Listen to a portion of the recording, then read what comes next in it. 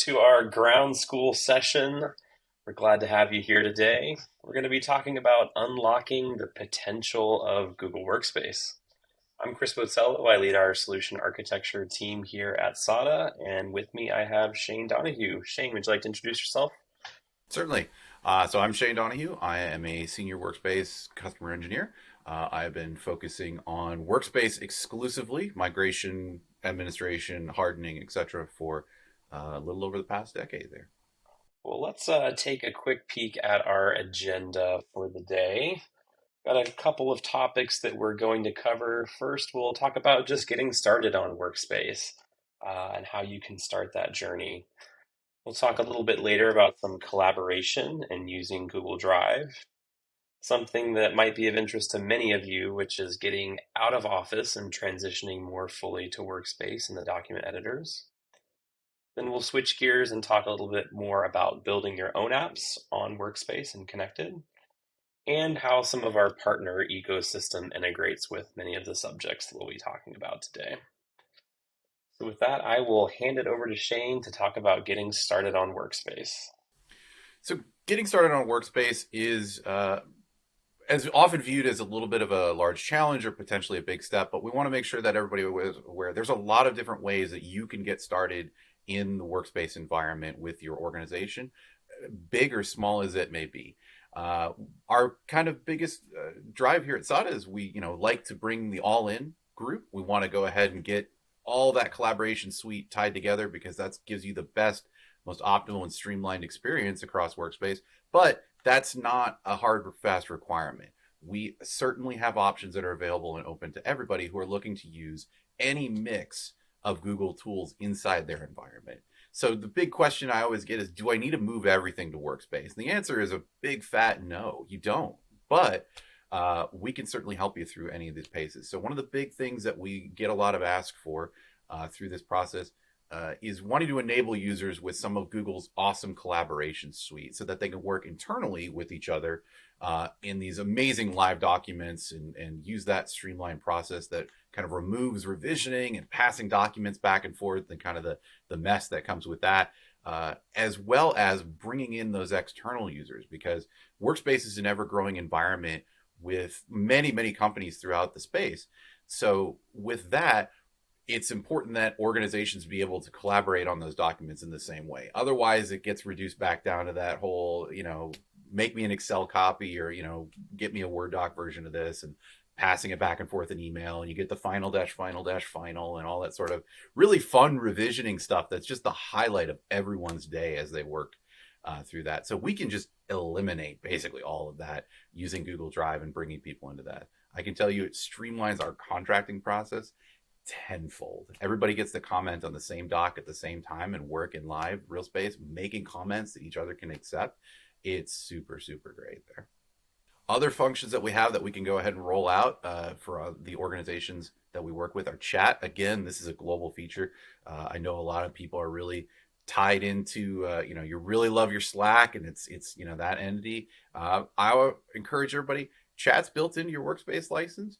Give it a try. It's got a lot of feature set that will probably cover about 95% of that use case that people are looking for in that communication. Back and forth, meet rooms, being able to collaborate on documents, working together on that sort of stuff, bring that all together on the fly really easily. It's all there. It answers a lot of those questions, and it's an ever-growing platform. Google's making big, widespread, sweeping investments into chat. We're seeing updates on that every quarter with really cool new features coming around. Meet is also an amazing video conferencing platform. I know got a little bit off to a little bit of a rocky start. Google shifted, from our classic favorite Hangouts to the new Meet, and that grew rapidly during the pandemic. We've got all kinds of great features. We've got virtual backgrounding functions, all the fun emojis and all that sort of React stuff that people are seeing in this. But we've also got a lot of recent advancements in top-down Meet controls. So the ability for a Meet manager to go ahead and control who's talking, do kind of presentation mode, all these sort of things that can answer most of your use cases around a meeting. And a lot of those kind of came around as part of the vast educational use that's expanded in the last couple of years there. for reasons obvious, that we needed to make sure that, kids couldn't take over the meeting or have fun with that. And it's all on, Google's secure platform. Enrollment and management of Meets is very streamlined. And it integrates amazingly with some of the Google Meet hardware rooms. If you haven't seen those, they're really, really cool. A little touch screen, walk into the conference room, one touch, boom, automatically joins with that. And there is coming integration with Zoom on those those hardware meeting rooms are going to be available. So you will be able to go ahead and join both types of meetings from those conference rooms. So it's really good investment if you're looking to up your hardware to go ahead and mix both ways on that one. Docs, we mentioned it a little bit earlier that, we've got these amazing capabilities around live collaboration, but there's also really cool widgets that can tie into things like automatically building meeting notes into a document based on your calendar information, who's attending, who's available there. Also being able to go ahead and compose an email within that or build an email template. I know we use that literally every morning inside some of our stand-up meetings. Streamlining that, getting all that great, doc formatting, being able to work on that message together, composing that again, live real time, and being able to push that around, and then transfer it over to Gmail and get that message sent over as we need it there. Forms is a big one that a lot of people are really popular with. This has gotten a lot of expansion over the past few years to do kind of pathing or the ability to base the next form page that you're going to see based on your current response, get feedback, do some filtration. Really, really cool stuff with that. Also, all that data gathers directly into a Google Sheet. So you can go ahead and use that to start building your data analytics. That even ties into other cool stuff like Looker Studio and things like that, where you can go ahead and build these charts. I've actually seen an organization using it for QA purposes, where they would have each product they built go through a QA as a form, register the serial number, and then they could go through and see all the analytics of like, did the hinge not work right? Did the, and then get those stats and that math out really quickly. And that was just an app that literally somebody on the floor whipped up because they were tired of filling out this paperwork. And then they turned around and found out that, oh, we can put math behind this and actually analyze this and see, like, we got a bad batch of hinges. Like super, super cool with super low effort there. And then the last big one on this page here is Cloud Search. Cloud Search is giving you the ability to not just look inwards on your Google environment, where we can do everything from, seeing contact data to calendar reference information to searching across the, kind of your entire platform, of being able one page to look at your emails, your Drive documents, find everything that's around that. Also the cool AI, ML sort of stuff, buzzwords these days around automating, like, hey, I see that you've got this meeting coming up and you usually have this document open while you're in that meeting. Do you want me to go ahead and link that to you and open it for you? That sort of really cool built in. But Cloud Search also can expand, if you're not using all those features, into your organization. You can actually bring your own data into Cloud Search. So those Word docs, those PDFs, that the library of information you have, you could use that crazy powerful Google search to go ahead and find that from that beautiful web interface. So super, super powerful tool set that you can use and leverage without even having to migrate all your data into Drive. Of course, we can support you and help you with that process if you so choose to utilize Drive's amazing storage capabilities. But if you're not looking for that, and you just want to go ahead and make sure search is available, we can help there too. Awesome. So what are some of the benefits of kind of these different implementation paths, Shane? Why, I'm glad you asked, Chris. There happens to be a handy slide right here to talk about this. So we've talked a little bit about kind of the feature sets and what you can go ahead and do.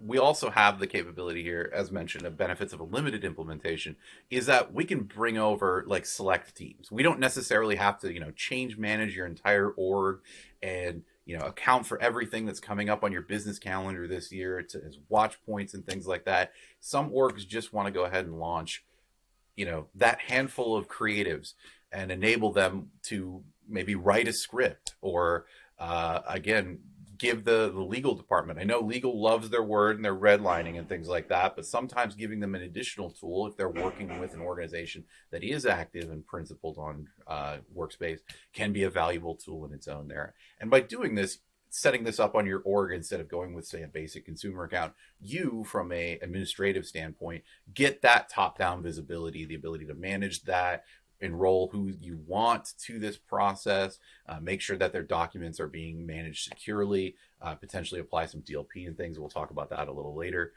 But really go ahead and get that control that you should have over your organization's documents instead of just a, at Gmail or a consumer account there.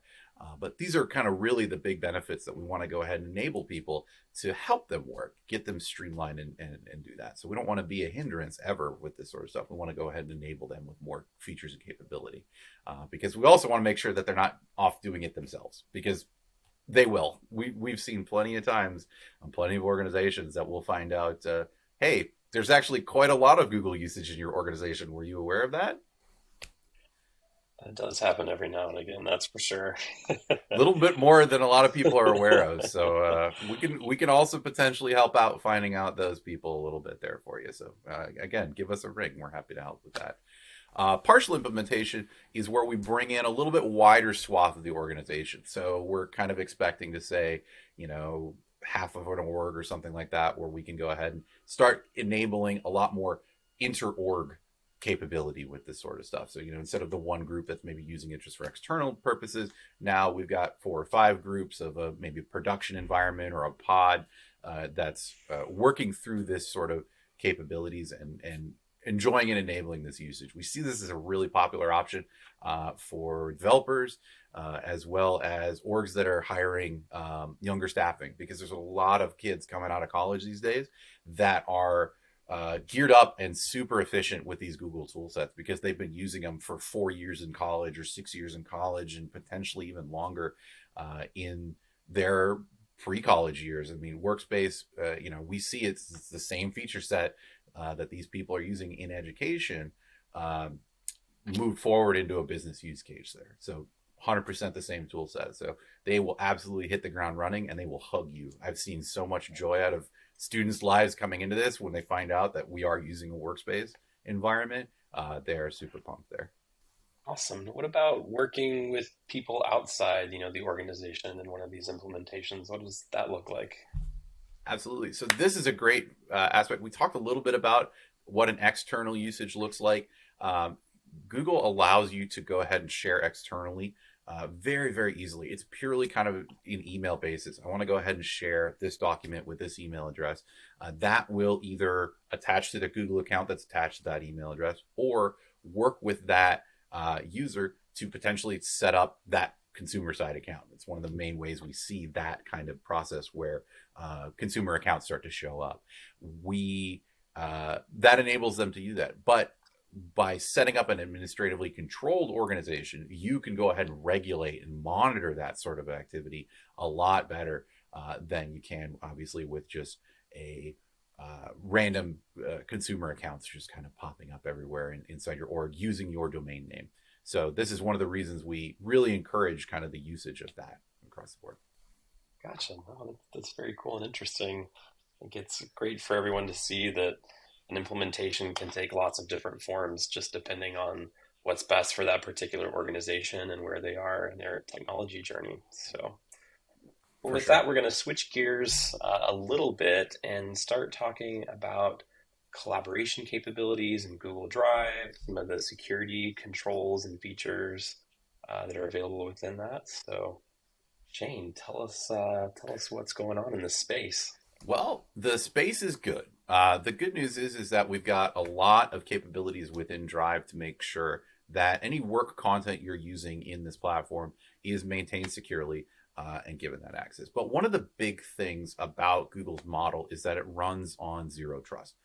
We are not expecting to trust a client running on a desktop machine, a la some of the data storage environments and things like that. Our expectation is that you are using Google internally in its kind of native format inside a browser window, encapsulated off. This is one of the strengths of Chrome, is that it has the sandboxing capability where it literally keeps each tab away from everything else on your system.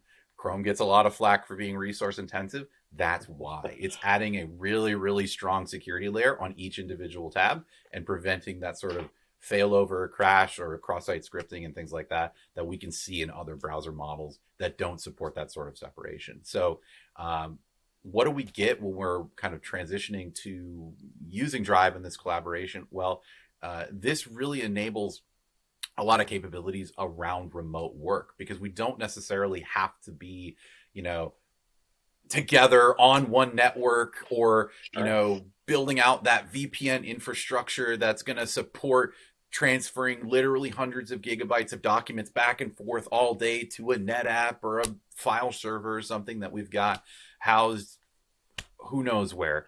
You know, we are trusting the Google ecosystem here with this. We're going to keep the data there, and then users individually are going to get access to the content that they need at the time. So we don't necessarily have to reroute any of this. And through this process, we have the ability to go ahead and open up and offer new remote work capabilities that allow you to bring in collaboration and employees nationwide, globally. We ourselves at SADA have expanded over the last 5 years from, you know, 5, 6, 7 years, from kind of a hub based in Los Angeles to literally global organization. And this has really allowed us to expedite that process. Is that we were all in on Google to start with, everyone was using it. So landing somebody in the UK, you know, Germany, all these different places where we're operating these days, is not a challenge because they just get a Google account.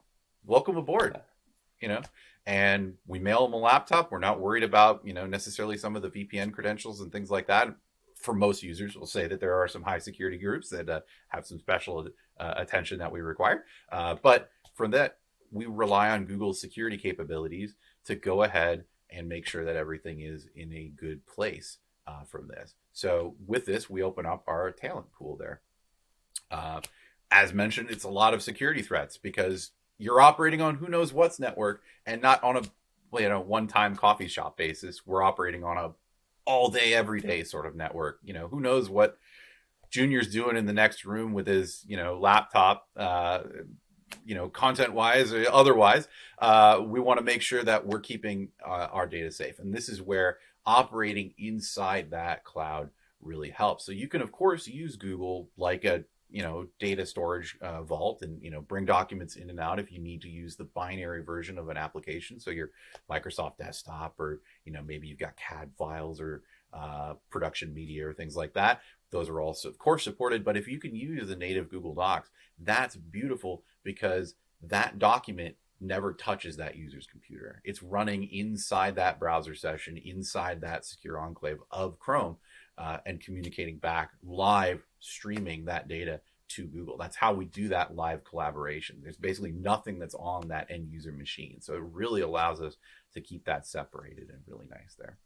As mentioned, comprehensive security and compliance controls. We've got the ability to go ahead and regulate who's accessing documents. We've got the DLP capability to go ahead and expand on that based on that document content. We've also got labeling capability these days where we can go ahead and say this is classified internal, this is not, mandate the definition of those and apply those different policies based on that. And then we've got this awesome video conferencing that we can go ahead and bring into that. There is also endpoint management capability these days for Windows 10 support, as well as I believe Windows 11 is coming down the pipe, obviously as an expansion of that. And then all the major mobile devices are covered. So Android, iOS, etc. So we can go ahead and make sure that the phone in somebody's pocket that they're bound to lose in that taxi is not going to contain your data when that happens, or if it does, that you're going to go ahead and be able to remote wipe that one as necessary there. Through all this, we want to go ahead and simplify the platform and reduce that IT spend, help you out with that sort of thing. So as we're mentioning here, you know, we've got a Google Workspace license or you know, platform there can answer for a lot of these little individual applications that you might be using to handle other services, you know, your Zix mailer, for your mail encryption or your message delivery, your Zoom meetings and conferencing, your Slack messaging, all those little things start to add up real fast. We can take a lot of those off the plate simply by switching to a large scale Workspace license. And that, again, doesn't have to be all in at one time. You can work through that progressively as you feel comfortable because those features become available to you as soon as you have the Workspace license. And then finally, under the security thing, I want to go ahead and touch on our friends around the the joys that are phishing and securing user accounts. Google does offer its own identity process in this. It also includes single sign-on support if you want to protect other applications in your environment behind Google single sign-on. With this and through the processes Google's laid out, the security mechanisms in place, the background scoring of user activity, things like that, Google has internally been able to get zero reported or detected account hijackings thanks to the usage of security keys. So U2F security tokens are an amazing process in securing this and basically making, I don't want to say anything's impossible, but boy, you'd have to get to some really impressive hacking heights to get past a U2F security login process on that one. And as mentioned, we were going to talk a little bit about DLP. It's a beautiful product that is literally scanning all these documents that these users are collaborating on in real time. So we talked about that live collaboration, and you can see what you're working on. You can work with each other. DLP is actually scanning that as you're typing that, and has the capability of revoking access to a piece of content to external people share, etc., if something happens mid-document while they're working on it. It's truly an amazingly scaled system, and it's doing this for literally hundreds of thousands, not millions of users on a daily basis constantly. So really, really strong capabilities around that. Built-in predefines as well as custom rule sets are available. So we can pretty much dial in this DLP mechanism to what you're looking for your organization. Everything, I have built it around financial organizations needing to make sure, customer information, things like that don't go, to media organizations where they made sure that the script wasn't going to leak by putting in, character names or locations or titles and things like that were definitely in those documents to make sure that those couldn't get out past anything. So really, really cool feature set on that one. And then finally, the pièce de résistance in the security blanket that is inside Google Workspace. My personal favorite thing, as a guy who's had to do that email administration, that babysitting and that cleanup and deal with those sort of phishing attacks, is the Security Center. This gives you things like live insights into user activities, the ability to go ahead and quickly audit your own security configuration against Google's best practices, and the investigation tool gives you that visibility to go ahead and dive into user messages, drive documents, all that sort of behavior, and then make those adjustments and that security configuration on the fly with that live data. So super, super, super powerful tool set on that one. It's a security network or a security NOC's best friend by far. And with all that, I know I'm running a little long here, so I want to go ahead and kick it back over to Chris to talk about what getting out of office looks like for your organizations. Sounds good. Thanks, Shane. No, it's great to hear all of the great features that Google is bringing to the market related to security and collaboration with Drive. But how do we get this into your organization? How do you successfully transition from Microsoft Office to Google Workspace? So we'll talk about that a little bit here in this section. Really, when you think about getting started on this journey, there's some incredibly important first steps to take. So the first thing is sponsorship, understanding who within the organization from a leadership perspective will be sponsoring this, helping drive the organizational change that occurs with this transition. Another key component of that is setting up success metrics. So how will we measure success? What are the KPIs that are important to us as part of this transition and migration? And then, of course, the resourcing. Who will be focused on this within your organization?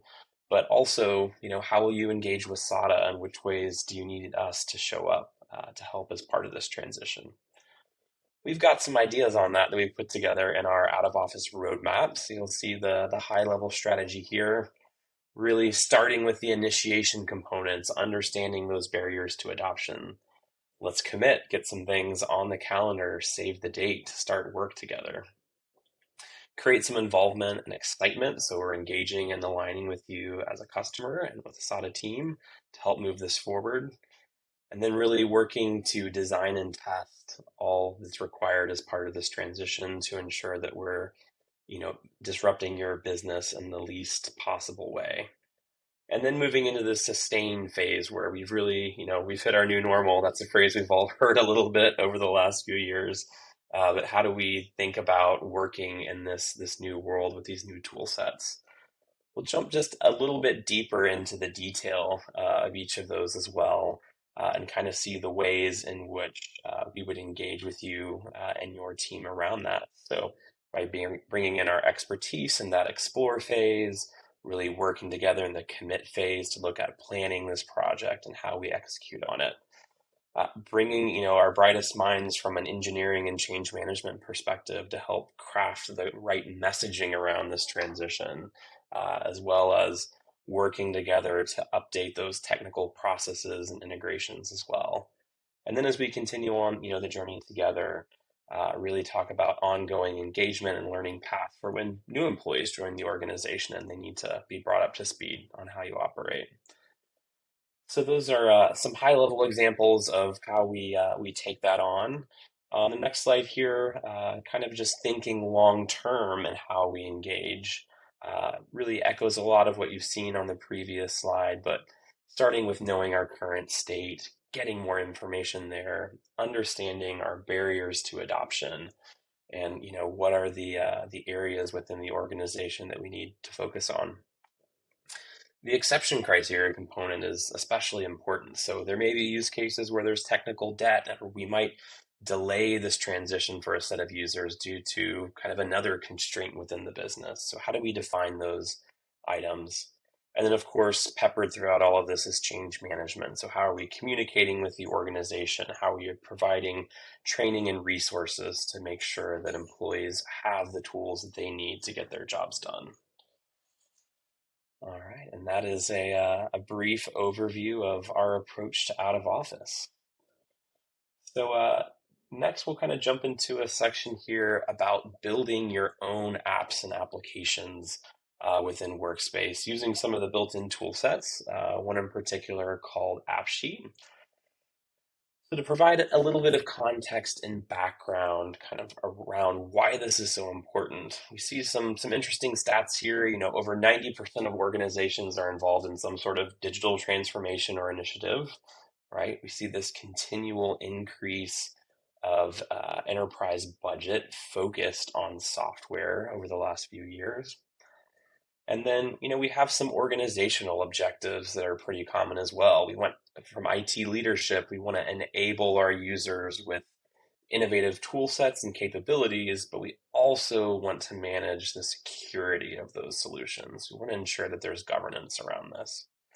And then with, the democratization of apps and just downloading new applications on your phones and tablets, line of business users really want to streamline how they work in this digital world, but they need to stay connected to enterprise data sources and again, keep security controls and governance around those items. So these employees are looking for solutions to help improve these business processes. So that could be things like tracking with pen and paper, which is a big thumbs down these days. We can look at things like internal development, but quite often we might not have the particular skill set for app dev in a more traditional sense. It's timely or it's time intensive and may not be as cost effective. Another option is to pursue purchasing an external solution, but again, going to find budget for that, going through evaluation process. Adding additional components to your tech stack might not be the best approach.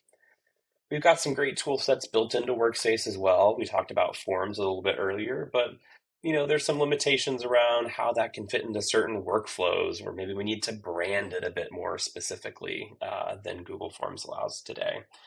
And so that kind of brings us to the solution of AppSheet, which is really focused on empowering anyone within your organization that's allowed to do so to build applications on a unified no-code platform.